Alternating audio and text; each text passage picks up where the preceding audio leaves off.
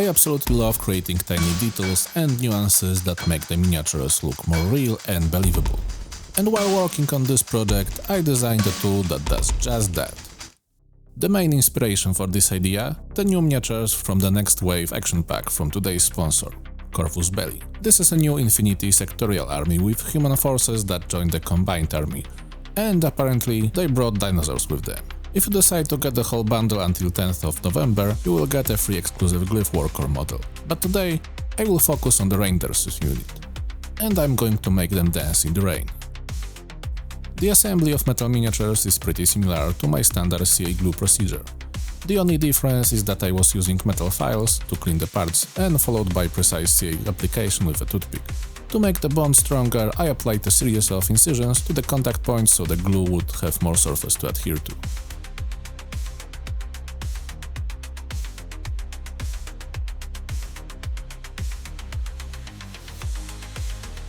To make a rusty industrial diorama base, I used assets from printables and combined them into this simple terrain piece in Blender. And printed them with PLA, while some furry creature tried to mess up my recording, as a revenge for his drinking fountain from the previous video.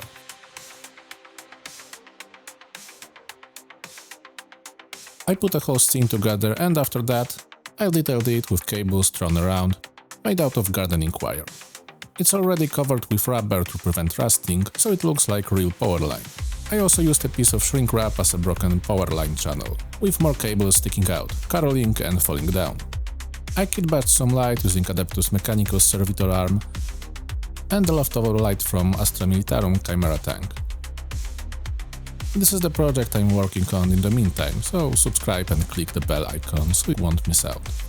PLA is a 3D printing material with low melting point, so it is really easy to bend and twist it just with simple hairdryer, to make it look like a battlefield landscape, where metal mesh and rails got hit multiple times and bent.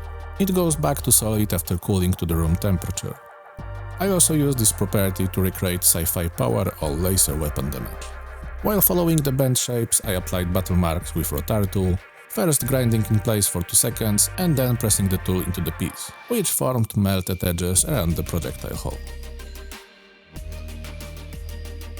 To recreate dust and dirt accumulation, I sprinkled sand into the corners and locked it in place with graver and sand fixer, which I think is a far better method than applying glue first.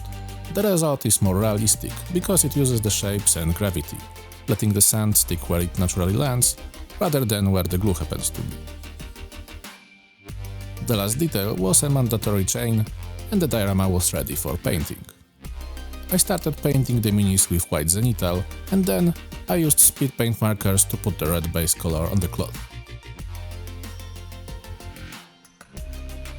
After that, I used Nuln oil to wash the whole model, making it a little darker. Then I went back to the white paint and started highlighting the edges.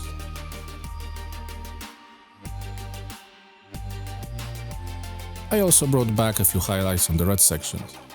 And to merge model with the scene, I sprayed green speed paint from beneath, simulating green light bouncing from the ground and water.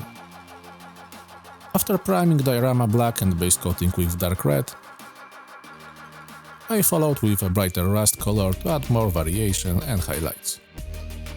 After that, I carefully sprayed bright grey over the floor. I did it in a way that it shows through the previous layers, but also introduces light direction. What happened next was not expected, so I didn't even record it, but Nuln oil paired with smooth 3D printed surface condensed into these cool black puddles, looking like greasy factory residues that dried out and got baked into the floor. To give the scene more randomized rust effects, I used a brush and toothpick to flick bright rust spots over the whole scene, letting it also fall onto the floor like it was rinsed with rain and dripping down. To add some brighter accents, I used Worn Effects chipping liquid and printed plastic template to spraying down white signage. Then I reactivated the liquid with a brush and water to chip the paint. Similarly, I chipped a thin coat of white over the wall panel and the yellow over the conduit pipe. Next, using green speed paint 3D airbrush, I applied green mossy discoloration to the whole scene, followed by white oil paint to make dirt sediments wash down with the rain.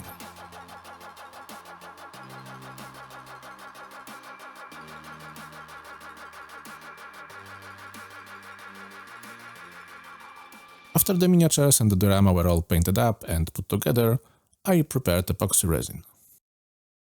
While working with resin, you should expect anything to go south, because it's a matter of time when that happens. I think every channel has a video with resin mess up, and today, guys, we are joining that prestigious club. I mixed the wrong proportions. As a result, the epoxy didn't harden enough, but it hardened enough to be almost impossible to clean without destroying the diorama. At first, I wanted to get out as much as I could and simply mix it with another batch so it could bond the previous layer within. But it's too hard for that. So I decided to just scrape away the edges and poured another layer on top in hope it would solve the problem. Luckily, it was hard and sticky enough to not fall apart. And after the disaster was averted, it was time to create the ripple effects. For this, I designed a dedicated tool that will help you recreate various effects with 6 different tips. It's designed to work as a stamp, and because the tip looks like an underwater propeller, I designed it to look like a small torpedo, and to print in a single piece with self-supporting letters in vertical position that improve the grip. I called it the droplet tool, and you can download the STL files for free from my Patreon. Using water gel, I stamped first the broader patterns, and with each stamp the effect was less and less pronounced, which simulates all the ripples that are fading away. After that layer was solid, I proceeded with smaller diameters, overlapping the previous marks. To finalize the project, I created raindrops with string of hot glue and lacquer paint. After that, the diorama was finished.